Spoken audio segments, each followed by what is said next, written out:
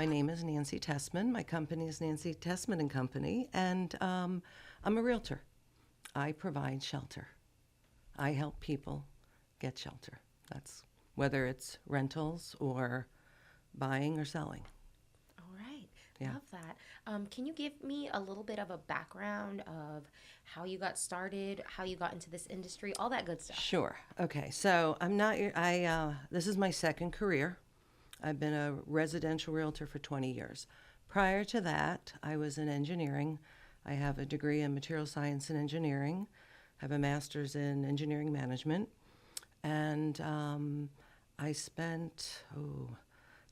was in nuclear power, high volume manufacturing for the government for like 13 years. I love that job. What else did I do? Hardware software engineering company. Wow. Rolled out Social Security Administration's network. I had the system architect and all the software and hardware people. Yeah.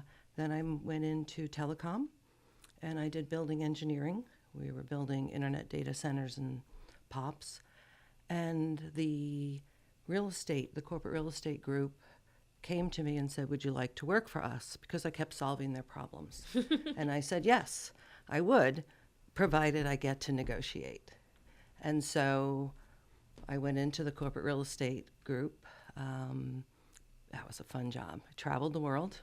I've negotiated in 20 countries and 5 continents. Okay. They allowed me to do the internet data center stuff because it was more technical, and they were used to doing sales offices. And then they went bankrupt. And at that time, I had a couple of kids, and one of them was autistic. And so it just became apparent that I needed to be home more and manage the therapies and things like that. So I said, well, if I can do corporate real estate around the world, I'm going to get my residential license. And I did. Wow. And here we are. What an extensive background. My goodness. Glad you're here. Do you feel like being an engineer and a problem solver really helped you in the real estate world? Absolutely. Talk to me about that. Absolutely. And I'm not the only agent that can solve a problem. So, but yeah, any job is a series of problems that come along that have to be solved so that you can get to the next step. So, so here I am. I'll tell you, I'm an engineer. Yeah. So I did. I flow charted how to buy and how to sell a process. Now, this is how I do it, not necessarily how everybody else does it. So a lot of my engineering flows over into being an agent because you want a process. You want to have you can deviate because everything's going to deviate, right? You're always going to have something come up. It's just a matter of how you solve it. A lot of times my clients don't even know there was a problem. I'll tell them later, but I don't want to panic them. I'm like, okay. A lot of times it's like, oh, we've done this before. Yes. Or I will tell you, and I'll knock on wood, I learn every time. Sometimes it's like, oh, I've never had this one before. Okay, let me think it. Some examples that I've used. I've used the congressman's office a couple of times to get, this is during the short sale time, and we were the buyers, and I had a deputy, and his wife was a church secretary, and they served in Loudoun, and they wanted to live in Loudoun, and that was the only way they were going to be able to afford it, right? It was at the bottom of the 2008 kind of curve dip. And so they were first and second mortgage on the seller side were dragging their feet. So I called them up and I told the agent, I'm like, tell your sellers, call the congressman, ask for the constituent services. They'll write a nice little letter. They put a nice neon cover on it with a congressional seal. Let me tell you, that goes through like this in any department. 2 weeks later, we were cleared. Wow. Yeah. You did that. So, well, but thankfully, they didn't feel like I was overstepping, Yes. but we got it done. That's amazing. Yeah, so that's one. I mean, Yeah. I'm sure there's a couple other things that'll come to me. No, yeah, and please share them when they do come, because we want to know your extensive background. That's awesome. So, Yeah, and talk to me a little bit about marketing and how where people can find like your little plans and Okay. everything, all that So, good stuff. I mean, this is part of my packages. Like when Okay. I sit down and talk to people, or if I'm at events, I might be at a school event or a vendor fair, some other things. So I do have, this will give my clients an idea of my background, my beliefs. And one of the things is, again, I'm going to stress, I'm not the only agent. Yes. We, as real estate, we give so much back to this local community as sponsors for school events and scouts. And, I support a lot of different local organizations. Like a couple of years ago when COVID died down, when COVID, all the schools came back, they didn't have a lot of money and they wanted to put on a fair. And they wanted to lure the kids because you have to lure high school kids to do stuff. Yeah. And so she said, could you supply some gift cards? I'm like, absolutely. How many do you need? Here they are. My kids went to that high school. So, I know the teachers there. You're part of the PTA. I was the Booster Club, what was I? Booster Club fundraising chair. And I was the leading fundraiser. Look at that. That's right. Very cute. And the football team mom as Okay, well. you were just like and a a Boy Scout cheerleader. leader. I was a Boy Scout leader So for 13 involved. years. Well, I mommed hard, and now they're older, and now it's my time. Aw, So, yeah. beautiful. And I see that you brought your guitar today. I Talk to me did. about All right. a little Okay, bit about so that. I'm going to go. So, besides real estate, I like to have some fun, and that's the other side of my thing. So, I do. Brian Buffini is a real estate guru. I kind of follow his lead, and one of the things is in marketing. Like I won't advertise. I don't pay to advertise. I'll take that money, and I'll make some little things, and I will advertise on the steps of my clients and my advocates. And I'm going to show you Yeah, an please. example here. Hold on. So this was my summertime That's so cute. one, and I drive down there to Route 11. They get some chips, my little branding chip clip. Here's my koozie. No. There's a raincoat in there, portable raincoat, some sparklers because this was right around, and July. some suntan packets. Look at that. So yeah, so that was like my little summertime That packet. is so cute. So I'll get back to my guitar. So I wanted to, everybody in my family's musical, and I just wanted to learn to play guitar. I love rock and roll music. I love going to music festivals and live music. I love the live local music around here. I did an event it started out as Beer and Tunes. Beer and And I tunes. held it at a brewery, and I hired a local band, and they played.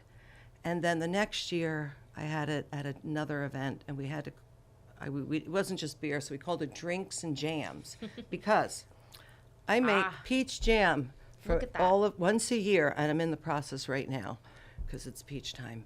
I make probably 130 jars of peach jam, and I give them out. And so Drinks and Jams, you come, you have a drink, we have a band, you jam, get your jam. That was the That Drinks is and so Jams. clever. You are a busy, talented woman. So I've been learning for 3 years, and I'm now going to be at my event. It'll be October 20th.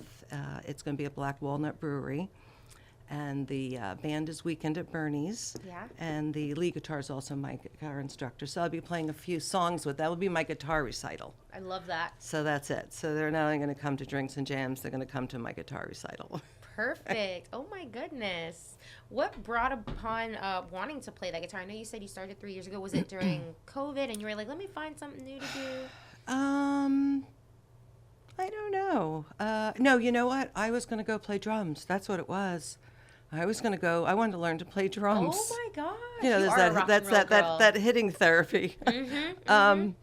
And when I was talking to him, he's like, I said, well, I don't think I have hands big enough.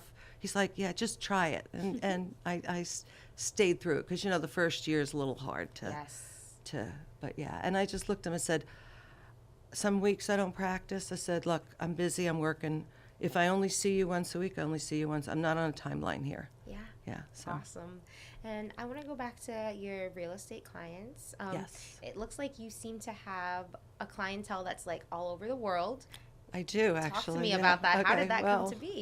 So, I have clients that travel. So one of the things is I'm everybody use DocuSign. Everything can be, I have a Zoom, I set up a Zoom so that my client, like one of my clients went to Germany for 2 weeks to travel.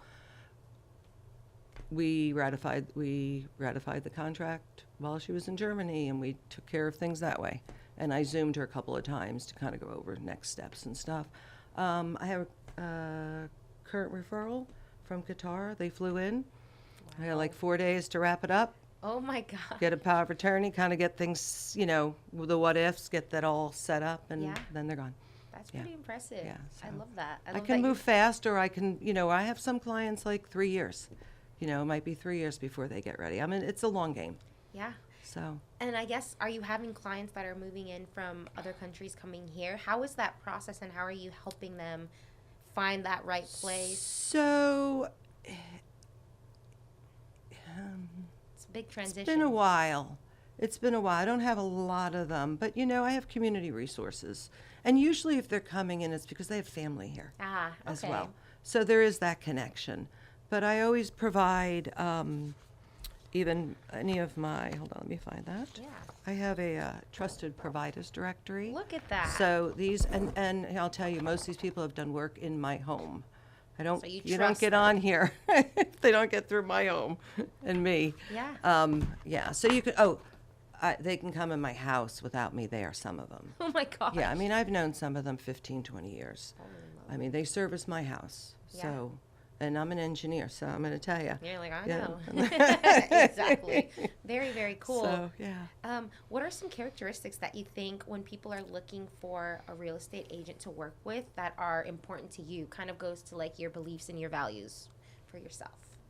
Ask that question again. Okay. Sorry. So yes, what do you think is an important character trait when clients are looking for agents? You mean a character trait of an agent? Yeah, that they should be looking for. Yes. Well, I mean, I think, it depends on the client, right? Not everybody, certain people are made for certain agents and vice versa.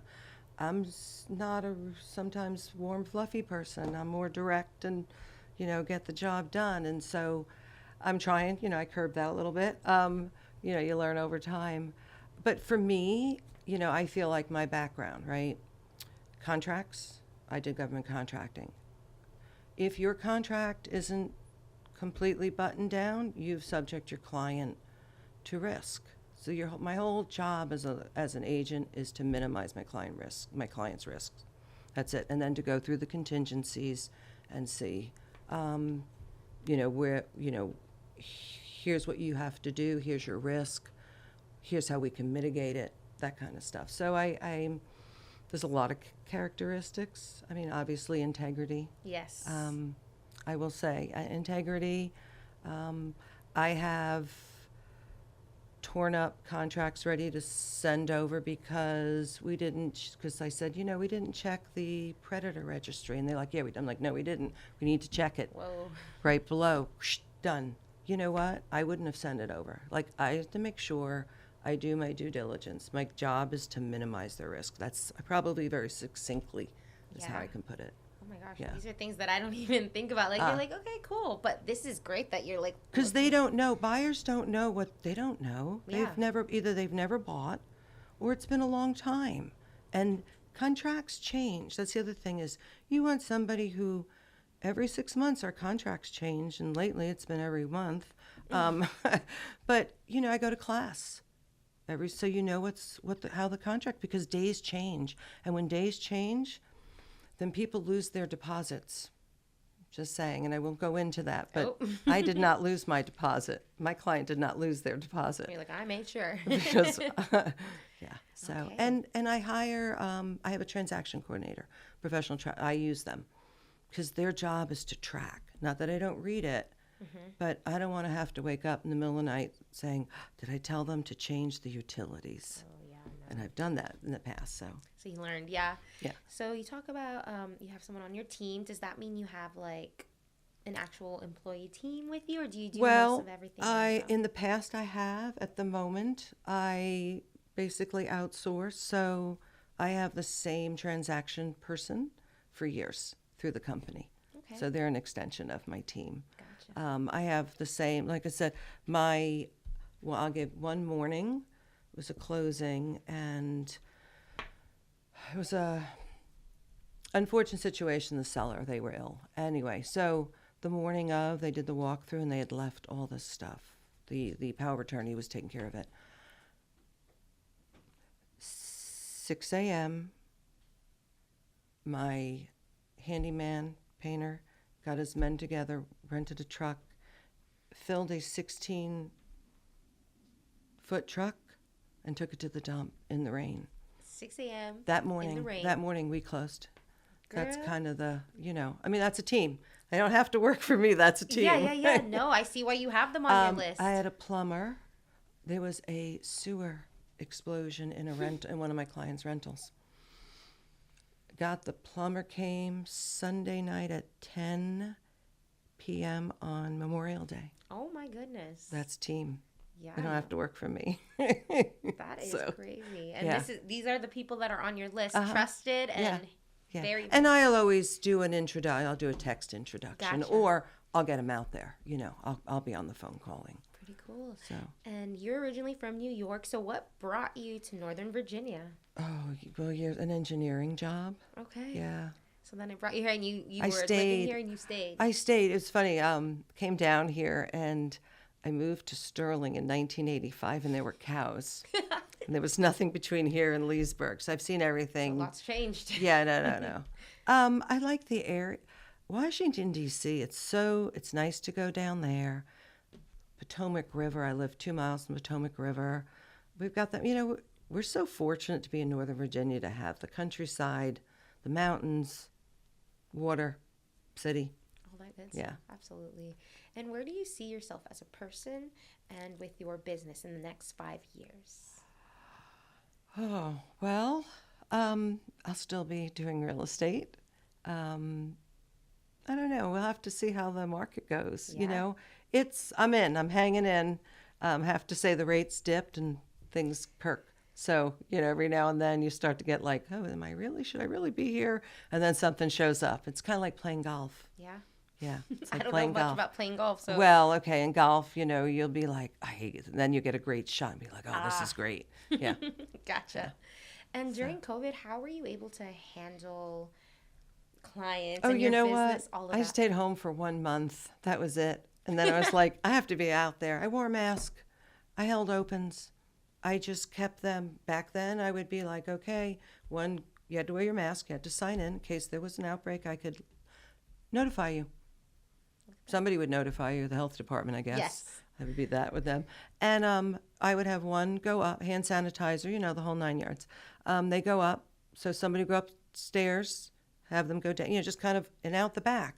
We'd have 2 people. We'd just reroute them. See, that's the engineering. Yeah, I see where that's coming into play here in everything, right? It does. It really does cross over into a lot of my real estate business. No, that's awesome. I feel like that's a gift because sometimes my brain is like, wait. Well, the other thing is, when it gets so crazy and you can't do home inspections, and I'm not a home inspector, but I can look at a few things and go step away. Yes, you have to sometimes. I can look under a sink for polybutylene pipe. I know what that looks like. I can look for termite tubes, and there's a whole bunch of stuff. Mold. Oh yeah. You're like, oh, I can smell it, girl. Yeah. Oh yes, I can come down. Dampness. Yes. Yes, absolutely. Yeah. When you are working with clients, what are some of the challenges that you find that they are going through when they're going through the process of either buying or selling that you help them with? Well, I think for buyers, sticker shock, wanting, the contingencies, right? There's a whole bunch of things. There's an appraisal, you can have a contract contingent upon financing. There's 5 of them kind of that we go through. And so it's hard sometimes if they want to compete, they have to give some up. Mm-hmm. And so that's hard for them, And so what I do is I write the contract as they want it. If they're not comfortable with it, then it goes in. Mm-hmm.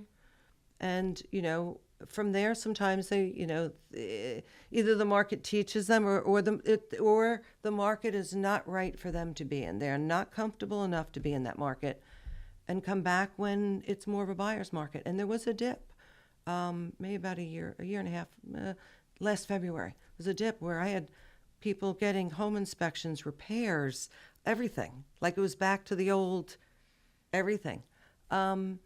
So there's that. For sellers, I feel like, bright, shiny, clean sells the best. Paint that's 3 years old is 3-year-old paint. It is not freshly painted. I hate to be I have a stager that I use at my expense to come in and walk through their home and give them a step-by-step on how to get their house ready. That's very helpful because a lot of people don't know that. It is a step-by-step. And then we can have that conversation. You can do anything. You can do all of it. I mean, their choice. However, let's look at the comps. Let's see what a freshly painted house with an updated kitchen went for and what it's just, you have to kind of compare. And the analysis that I do when it comes to sales price, I've had 3 appraisal problems in 20 years, and 2 were VA loans. How did you handle that? I'll just leave that. I challenged both of them, but it didn't go anywhere. But I challenged them, absolutely. I built my case and I sent it right in. Yeah. And the other one, there was a cash offer that settled in between, so we didn't have that data point. And so we just split the difference between the buyer and the seller and moved on. Cool. And now I know you talked to me about what you like to do outside of work, playing the guitar, but what are some other things? I know you like rock and roll. So you've got a tattoo. Tell me about that. Well, this tattoo is kind of a tribute to my daughter. I lost a daughter to cancer. I'm so sorry. Okay. Sorry about that. Right. It's good. Good. Yeah, I'll take that. Thanks. Yeah. It's all right. I mean, it's a while ago, but, and then I had cancer, so, which I'm good. Knock on wood. Yes. Yep. No. All my body parts are still intact. I had bladder cancer. And it was from my, as an engineer, I was in very toxic environments. I was in lead, solder, steel mills, the slag. It's just very toxic. And so that toxicity is what causes it. Oh, wow. Yeah, it's good. It's fine. Okay. That's what it is. That's life. So anyway, that's a tribute to her and me kind of doing it. And then this is her handprint. And then, unfortunately, then I became I really like tattoos, so I have to really control myself. Once you get one, it's like, so I don't want more. Yeah, like, you know what? And this one was done by my childhood friend. Oh, look at that. That I drove 5 hours to. And he was so funny because he's like, Nance, once you have one, you're going to want more. And he's absolutely right. That's so true. What kind of flower is it? That is a magnolia. And I planted a magnolia tree in my backyard for her. I love that. And then there's a... some blossoms?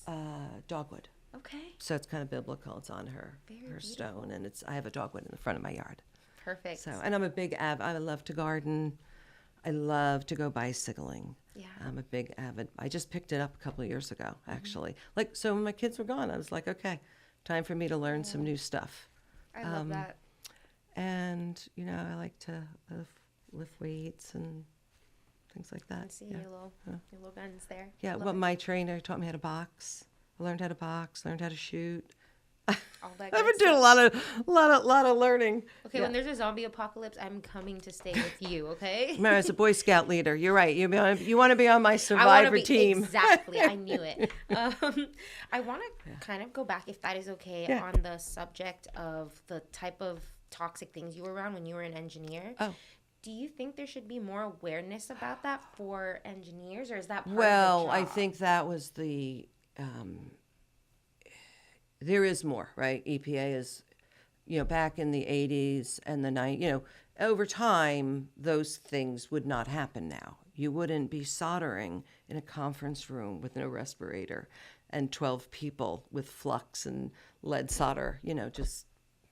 everywhere. Yeah. Breathing. And I'll tell you what, I do stained glass now because my soldering is really good. Yeah. And I did do a public service announcement, actually. Good. I feel like... but not on the engine. Actually, I did it for the men because bladder cancer is more prevalent in men. And as soon as you see a drop of blood, you have to get it checked out. Holy moly. Okay. So, I did that kind of, so once a year during my anniversary, I post that little tidbit. No, here's what you do. Great. Yeah. Could save somebody's life. Yeah. I'm going to pass that on to my husband. Be like, hey. Yeah. That's why you should have a blood test every year. Everybody should have a blood test when you get your annual. I did. That's looking for microscopic blood. Just like a regular blood, like. No, drawn. I'm sorry, urine too. Urine. I meant urine. Got Sorry. It. No, you're yeah, good. blood test too, yes, but I'm sorry. It was bladder cancer. Okay, yeah, I just want to make sure. Okay.